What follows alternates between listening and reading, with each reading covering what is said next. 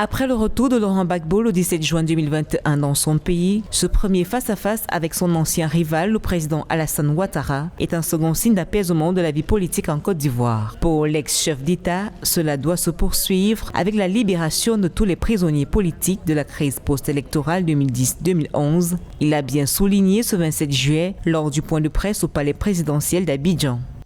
En ce qui me concerne, j'ai surtout parlé avec le président, j'ai insisté sur les prisonniers qui ont été arrêtés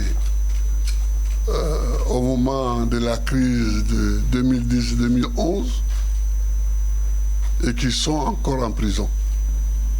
Alors j'ai dit au président, et vous serez d'accord avec moi, que j'étais leur chef de file.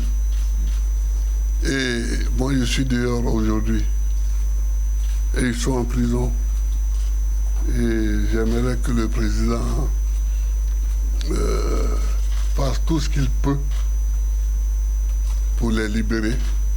Malgré les violences de la période de la crise post-électorale et l'exil forcé de 10 ans de Laurent Gbagbo, le mot réconciliation est évoqué par les deux camps depuis son retour en Côte d'Ivoire. Du côté du gouvernement, c'est un impératif, d'où l'annulation de la condamnation de Laurent Gbagbo à 20 ans de prison pour le braquage de la Banque centrale des États d'Afrique de l'Ouest pendant les événements de 2010-2011. Je crois que c'est surtout le peuple de Côte d'Ivoire qui attendait cela avec beaucoup d'impatience. Maintenant, c'est chose faite. Et je voudrais que nous puissions nous féliciter d'avoir eu cette rencontre qui a été cordiale et fraternelle. Parce que Laurent est mon jeune frère, est mon ami.